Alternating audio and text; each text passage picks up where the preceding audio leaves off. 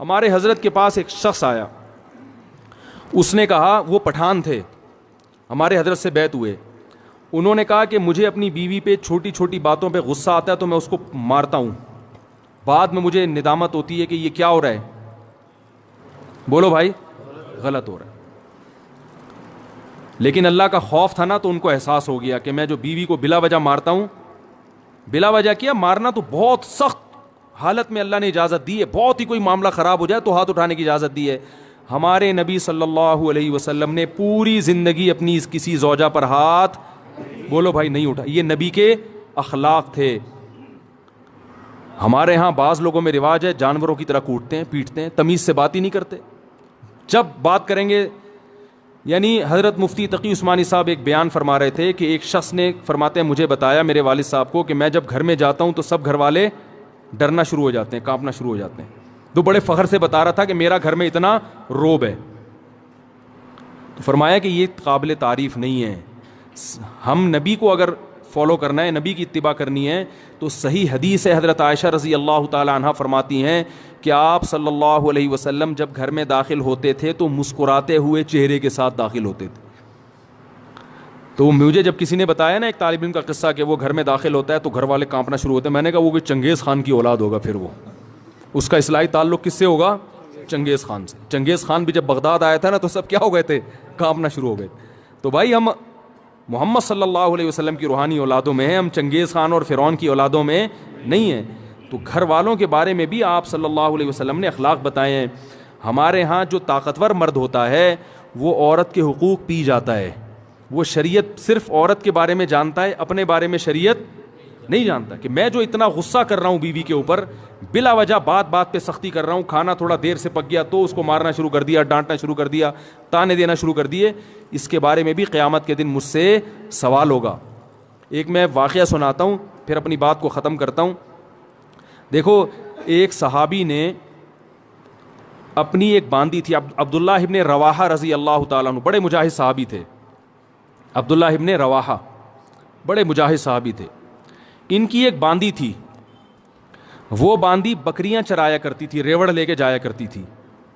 تو ایک بڑی اچھی خوبصورت بکری تھی, بڑی نسلی بکری تھی. عبداللہ ابن رواحہ نے اپنی باندی سے کہا, آپ لوگ کی توجہ ہے نا, مجھے اصل میں ذرا چیخ کے بولنا پڑ رہا ہے تو, کیونکہ وہ اسپیکروں کا سیٹ اپ تھوڑا سا اخپل طریقے والا ہے آپ لوگوں کا, تو اتنا چیخ کے جو ہے نا آدمی پھر سنائی تو صحیح دے رہا ہے, لیکن وہ اس لیے دے رہا ہے نا کہ میں بہت چیخ رہا ہوں. بیان ہو رہا ہے چیخنے کے خلاف اور چیخنا مجھے خود پڑ رہا ہے. وہ ایک مولوی صاحب تقریر کر رہے تھے, میں ان کی تقریر سننے گیا, وہ بہت چیخ کے بول رہے تھے حضرت علی نے فرمایا. وہ اتنی زور زور سے بول رہے تھے, میرے کان میں تکلیف شروع ہو گئی. میں نے کہا کہ حضرت علی نے کیا اتنی زور سے فرمایا تھا ہے بھائی؟ بھائی جیسے حضرت علی نے آرام سے فرمایا تھا تو امام صاحب آپ بھی آرام سے ہی فرما دیں. تو آرام سے ہی بات کرنی چاہیے نا, چیخنا چلانا یہ شریعت میں پسندیدہ کام نہیں ہے. لیکن لاؤڈ اسپیکر ہی وہ آپ لوگوں کو شاید اتنا اندازہ نہ ہو سسٹم کا, تو اس لیے مجھے چیخنا پڑ رہا ہے بہت زیادہ. تو میں واقعہ سنا رہا تھا کہ بھائی دیکھو, ہمیں اپنے اخلاق بھی عورتوں کے ساتھ, جو گھروں میں خواتین ہیں نا, اس میں چنگیز خان بننے کی اجازت. میں آپ کو ایک بات بتاؤں, اگر ناراض نہ ہو, کراچی اور پنجاب میں مردوں کی شکایتیں آتی ہیں کہ بیویاں ظلم کرتی ہیں, اور بلوچستان اور کوئٹہ اور کے پی کے سے خواتین کی شکایتیں آتی ہیں کہ مرد ظلم کرتے ہیں. ہو سکتا ہے یہ غلط ہو, رپورٹ غلط ہو, لیکن کچھ تو حقیقت ہوگی نا اس میں, کیونکہ یہاں مردوں کی حکومت ہے اور اللہ کا بڑا فضل ہے, اس پہ اللہ کا شکر ادا کرنا چاہیے. لیکن مرد کے جہاں روب ہوگا تو مرد اس روب سے ناجائز فائدہ اٹھانا شروع کر دیتا, ناجائز فائدہ اٹھانا شروع. تو حضرت حکیم الامہ مولانا شرف علی تھانوی رحمہ اللہ تعالی نے لکھا ہے کہ مسلمان عورت کی یہ سب سے بڑی خوبی ہے کہ وہ جب اس کی شادی ہوتی ہے تو اپنے مرد کے علاوہ اس کی توجہ کسی اور کی طرف نہیں ہوتی. فرمائیے اتنی بڑی خوبی ہے کہ اس خوبی کے ہوتے ہوئے بیوی کی ہر خامی کو برداشت کر لو کہ یہ تمہاری ہے. جن لوگوں نے باہر ملکوں میں سفر کیا ہے نا, وہ یہ جانتے ہیں کہ وہاں عورت میں ہر خوبی ہے, مگر اس کے بارے میں یہ بھروسہ نہیں ہوتا کہ یہ صرف میری ہے یا میرے علاوہ اس کی کسی اور کی طرف بھی رغبت ہے. یہ بہت بڑا عیب ہے.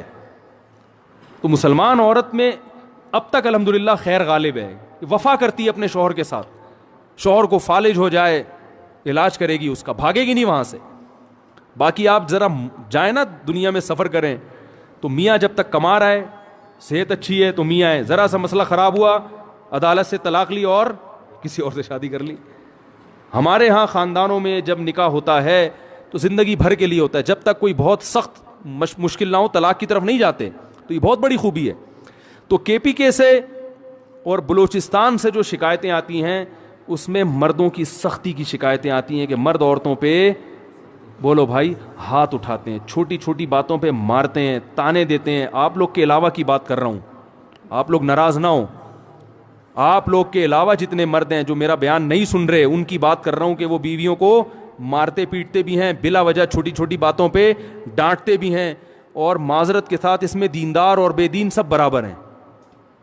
وہ سمجھتے ہیں ہماری غیرت, ہم نے بیوی کو جو ہے نا ایسا دبا کے رکھا ہوا ہے, صحیح ہے نا, جب چاہے تھپڑ مار دیں کچھ نہیں کر سکتی. تو یہ غیرت نہیں ہے, یہ بد اخلاقی ہے. سب سے زیادہ روب محمد صلی اللہ علیہ وسلم کا تھا گھر میں, اور سب سے بڑا حق کس کا تھا؟ محمد صلی اللہ علیہ وسلم کا. لیکن پوری زندگی آپ نے کسی زوجہ پہ ہاتھ نہیں اٹھایا. آپ کہیں گے کہ بھئی ان کی بیویاں اتنی فرما بردار تھیں, جو کہو کر دیتی ہوں گی. ایسا نہیں تھا, فرما بردار تو تھیں, لیکن میاں بیوی میں جو اونچ نیچ ہوتی ہے وہ ہمارے نبی کے گھر میں بھی ہوتی تھی. صحیح حدیث میں ہے کہ ایک مرتبہ آپ صلی اللہ علیہ وسلم اپنی بیویوں سے ناراض ہو کے 1 مہینے کے لیے گھر سے باہر چلے گئے.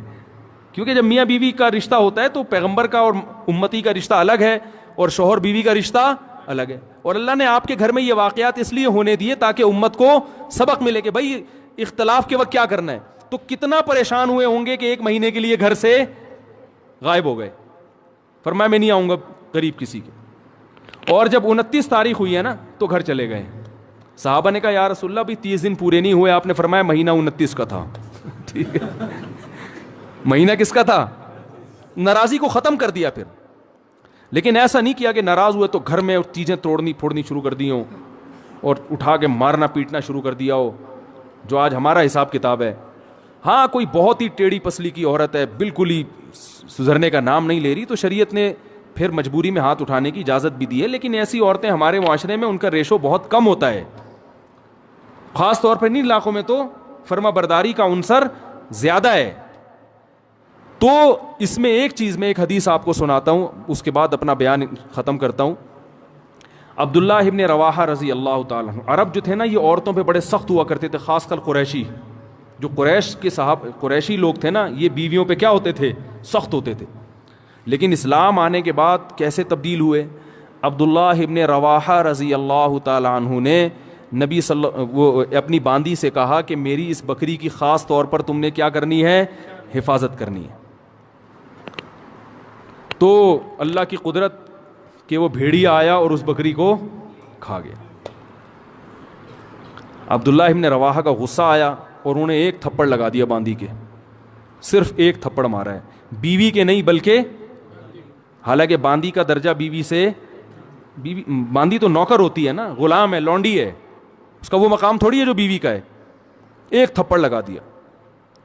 عبداللہ ابن رواحہ رضی اللہ تعالیٰ عنہ چونکہ مسلمان ہو چکے تھے نا, زمانہ جاہلیت میں تو ہوتے تو 20-30 تھپڑ مار دیتے کہ بھئی اس نے غلطی کی ہے. ہم ہوتے ہم کیا کہتے ہیں یار بھیڑیے نے کھانا تھا تو اسی بکری کو کھانا تھا ہے بھائی, اور بکریاں نظر نہیں آئیں, اس کا مطلب تمہارے بھیڑیے کے ساتھ کیا ہیں؟ تعلقات ہیں. ٹھیک ہے, تم نے مخبری کی ہے بھیڑیے کو, اسی کو کھاؤ آ کے. 10 باتیں سوچتے اور منفی ذہن چلتا. عبداللہ ابن رواحہ نے غصے میں ایک تھپڑ لگایا, مگر ندامت ہوئی. کیوں؟ اسلام لا چکے ہیں, ان کو پتا ہے کہ ایک ایک عمل کا قیامت کے دن جواب بولو بھائی دینا پڑے گا. اگر اس میں باندی کی غلطی نہیں تھی تو میرا تھپڑ قیامت کے دن اعمال میں لکھا جائے گا, اور عین ممکن ہے کہ باندی کی غلطی نہ ہو, کیونکہ بھیڑیا جب آتا ہے تو وہ تو نگرانی کے باوجود کھا جاتا ہے. اب احساس ہوا تو رسول اللہ صلی اللہ علیہ وسلم کے پاس آئے, عرض کیا یا رسول اللہ میں نے باندی کو تھپڑ مار دیا ہے, کیا مجھ سے ظلم تو نہیں ہوا؟ مختصر سنا رہا ہوں حدیث. آپ صلی اللہ علیہ وسلم نے صحابی کو حکم دیا کہ اس باندی کو آزاد کر دو. اس وقت آج کے حساب سے دیکھا جائے تو باندی کی قیمت کروڑوں اربوں روپے بنتی تھی, سب سے مہنگا مال کیا ہوتا تھا اس زمانے میں؟ باندی. ایک تھپڑ کے بدلے میں نبی نے کیا حکم دیا؟ اگر جہنم کی آگ سے بچنا چاہتے ہو تو اس کو آزاد کر دو. عبداللہ ابن مسعود رضی اللہ تعالیٰ عنہ نے ایک دفعہ اپنے غلام کو مارا. وہ بھی غلام تھا، نوکر تھا، بیوی نہیں تھی. غلام کا مقام تو بیوی سے کم ہوتا ہے. جب مارا تو آپ صلی اللہ علیہ وسلم نے کیا حکم دیا؟ فرمایا اللہ اقدر علیک منک علیہ. اے ابن مسعود، جتنی تجھے اپنے غلام پہ قدرت ہے نا، اللہ کو تجھے اس سے بھی زیادہ قدرت، اللہ کو تجھ پر اس سے بھی زیادہ قدرت ہے. تو آج اس کو مار رہا ہے اس لیے کہ تیرا نوکر ہے، یہ کچھ نہیں کر سکتا. اللہ تیرے گناہوں پر اگر سزا دینا تو بھی کچھ نہیں کر سکتا، کیونکہ اللہ کو تجھ سے بھی زیادہ طاقت ہے. تو جیسے تو یہ چاہتا ہے کہ تیری خطاؤں کو اللہ معاف کرے، تو بھی اپنے ماتحتوں کی غلطیوں کو معاف کر. عبداللہ ابن مسعود رضی اللہ تعالیٰ عنہ ڈر گئے. فرمایا ہوا عتق لوجہ اللہ یا رسول اللہ، بس اس کا کفارہ یہ ہے کہ میں نے اللہ کے لیے اس کو آزاد کر دیا. فوراً آزاد. کروڑوں روپے کی ملکیت ضائع کر دی اپنی، آزاد کر دیا. تو آج بیویوں کو مارا جاتا ہے، بلا وجہ پیٹا جاتا ہے، بلا وجہ تانے دیے جاتے ہیں. تو نے باپ کے گھر سیکھا کیا ہے؟ تیرے باپ نے تجھے تربیت نہیں کی، تیری ماں نے تجھے سکھایا نہیں ہے. یہ کتنے برے تانے ہیں بد اخلاقی والے. بھائی کوئی خامی ہے تو محبت سے انسان بتا دے.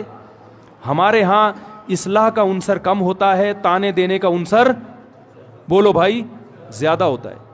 تو بھائی یہ اگر آپ اس طرح سے کریں گے تو کل قیامت کے دن اس کا جواب اللہ کو بولو بھائی دینا پڑے گا.